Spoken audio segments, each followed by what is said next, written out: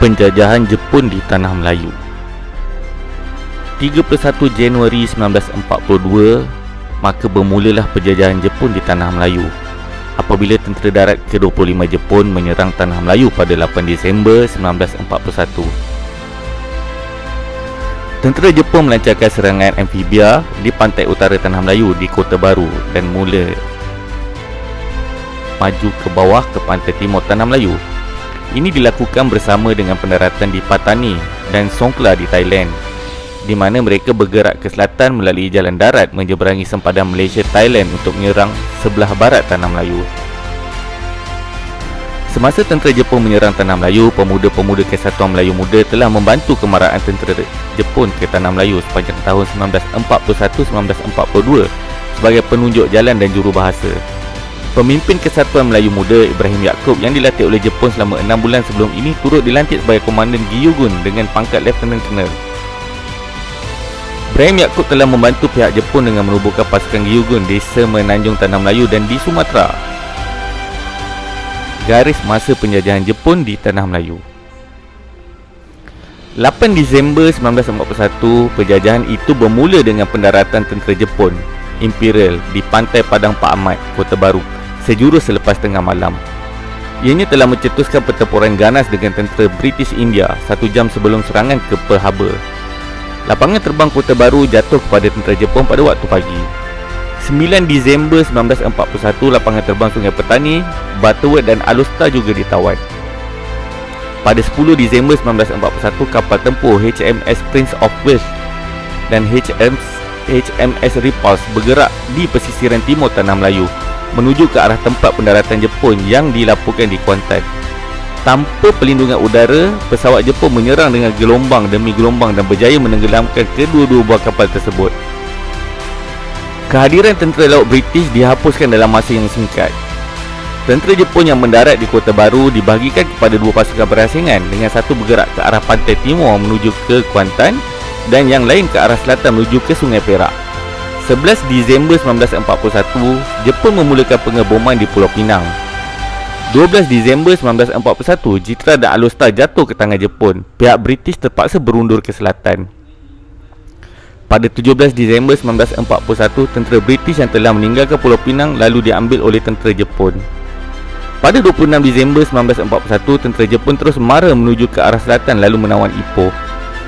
Pada 30 Disember 1941 hingga 2 Januari 1942, tentangan sengit terhadap kemarahan tentera Jepun dalam pertempuran Kampar berlangsung 3 hari 3 malam sebelum pihak British terpaksa berundur sekali lagi. Pada 7 Januari 1942, dua pasukan brigade dari bahagian infanteri India ke-11 telah dipintas dalam pertempuran Slim River, lantas membuka laluan tentera Jepun ke Kuala Lumpur, iaitu ibu kota Malaysia.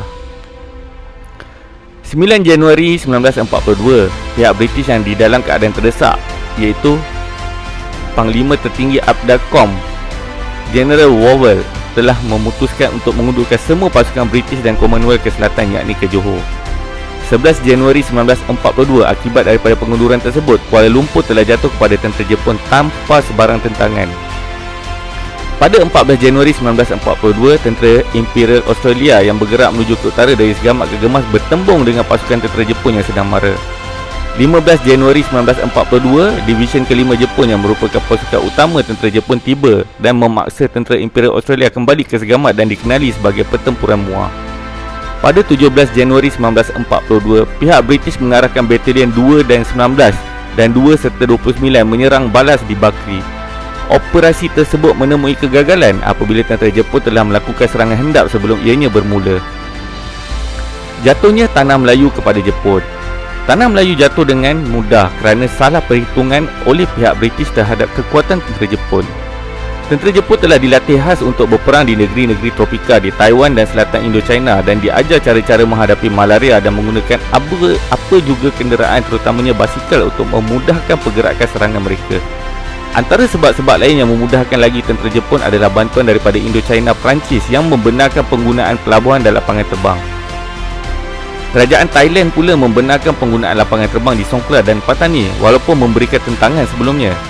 Pegawai risikan Jepun seperti Iwaichi Fujiwara yang telah tiba awal sebelum serangan tersebut telah menyediakan maklumat risikan serta jaringan ejen-ejen seperti Indian Independence League, Kesatuan Melayu Muda, termasuk perisik bagi pihak Jepun, Kapten Patrick Stanley Vaughan hina di dalam tentera British sebagai penunjuk jalan, jurubahasa serta menyalurkan maklumat risikan pergerakan dan kekuatan.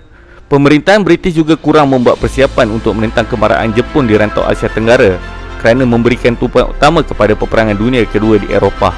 Britain menganggap kekuatan tentera lautnya di Lautan Cina Selatan boleh mematahkan serang tentera Jepun. Tetapi dengan tenggelamnya kapal-kapal Prince of Wales dan Repulse oleh serangan tentera udara Jepun, pertahanan tentera British di barisan hadapan telah menjadi lumpuh.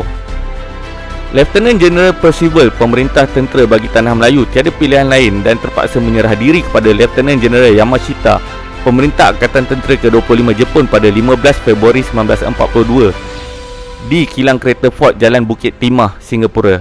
Maka secara rasminya telah jatuhlah Malaya ke tangan Jepun.